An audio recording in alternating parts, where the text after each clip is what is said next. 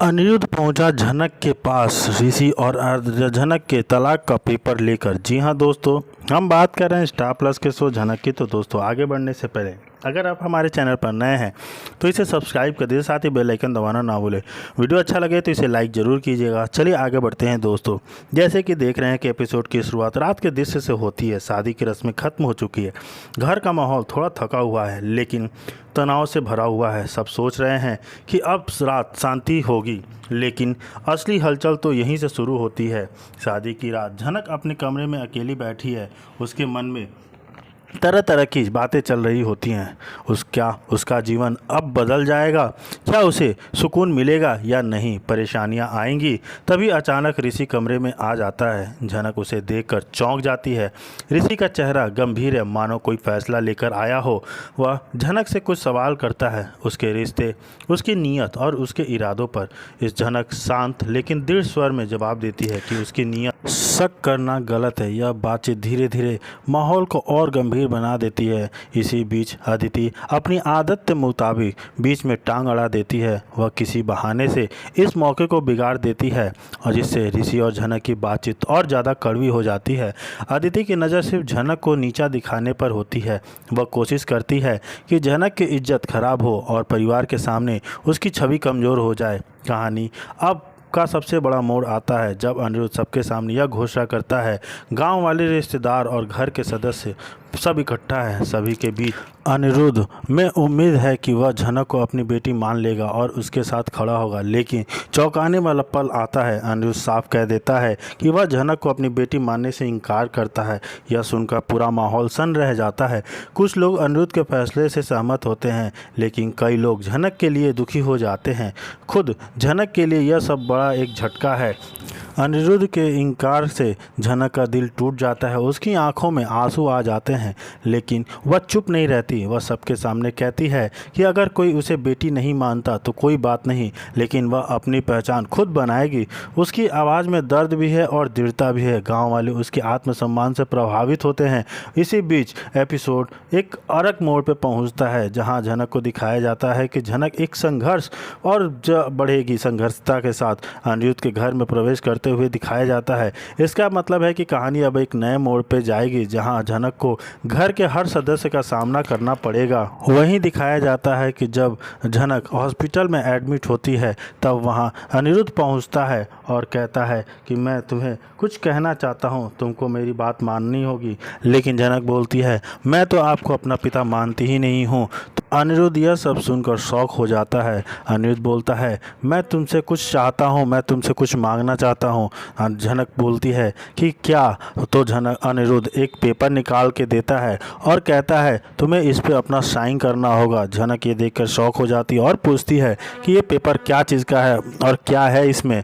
तो अनिरुद्ध बोलता है, जो ये तुम्हें पहले ही साइन कर देना चाहिए था। इसमें तुम्हें लिखा हुआ है कि तुम्हारी और अन्य ऋषि की शादी मजबूरन और ज़बरदस्ती के साथ करवाई गई थी।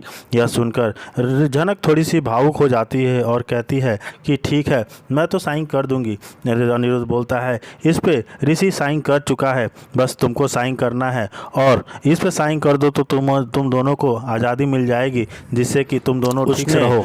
नूतन यानी झनक की मां से धोखा दिया था और अब सच छुपाने की कोशिश कर रहा है। वह बार बार दबाव डालता है कि अनिरुद्ध सबके सामने मान ले कि झनक उसकी बेटी है, लेकिन अनिरुद्ध इनकार कर देता है। उसका कहना है कि यह सब झूठ है और उसे फंसाने के लिए रचा गया है। झनक यह सब सुनकर बेहद भावुक हो जाती है। उसकी आंखों में आंसू हैं और वह सबके सामने बोलती है, मुझे तुमसे कोई रिश्ता नहीं चाहिए अनिरुद्ध, लेकिन मैं सिर्फ यह जानना चाहती हूँ कि तुमने मेरी माँ नूतन के साथ ऐसा क्यों किया, क्यों उनके भरोसे को तोड़ा। यह सुनकर माहौल और भी भारी हो जाता है। परिवार के बाकी सदस्य भी असमंजस में हैं। कोई ऋषि का समर्थन करता है तो कोई अनिरुद्ध की तरफ। अर्शी याद करने लगती है। तनुजा और लाल जैसे सदस्य इस बात को परिवार की इज्जत पर धब्बा मानते हैं। उनका मानना है कि अगर यह सच हुआ तो समाज में फिर सिर उठाकर चलना मुश्किल हो जाएगा। वहीं बिपाशा और कुछ और सदस्य कहते हैं कि अनिरुद्ध सच्चाई बता देनी चाहिए, क्योंकि झूठ से समस्या और बढ़ेगी। अर्शी भीतर ही भीतर टूटने लगती है। उसे लगता है कि अनिरुद्ध जिस पर उसने जीवन भर भरोसा किया, उसका सच किसी और के साथ जुड़ा हुआ है। इस पूरे तनाव और बहस के बीच झनक की तबीयत बिगड़ जाती है। उसकी हालत देखकर सब घर आ जाते हैं, उसे अस्पताल ले जाने के लिए तैयारी करते हैं। अनिरुद्ध उसके पास जाने की कोशिश करता है लेकिन झनक उससे दूरी बना लेती है। वहीं अस्पताल में जो दिखाया जाता है, डॉक्टर बताते हैं कि झनक हालत अब स्थिर है लेकिन उसे आराम की ज़रूरत है। ऋषि उसके साथ खड़ा रहता है, उसकी देखभाल करता है और उसे हिम्मत देता है। वहीं अनिरुद्ध अपराध बोध और गुस्से के बीच जूझता रहता है। वह झनक से मिलना चाहता है पर झनक उसे साफ शब्दों में कह देती है कि उसे अपनी ज़िंदगी से दूर चाहती है। जी हाँ दोस्तों, वहीं लास्ट में दिखाया जाता है एपिसोड के अंत में झनक अस्पताल के बिस्तर पर लेटी है और रो रही होती है। अनिरुद्ध दूर से खड़ा होकर उसे देखता है लेकिन उसके पास जाने की हिम्मत नहीं जुटा पाता है। ऋषि झनक का हाथ पकड़ उसे भरोसा दिलाता है कि अब वह अकेली नहीं है। जी हाँ दोस्तों, ये सब देख के बहुत ही ज़्यादा दिलचस्प मोड़ आ जाता है। लेकिन वही दिखाया जाता है कि अदिति ऋषि के साथ सीधी सवाल करती है, क्या तुम्हारे दिल में झनक के लिए कुछ भावनाएं हैं या नहीं। ऋषि चौंक जाता है और चुप रह जाता है।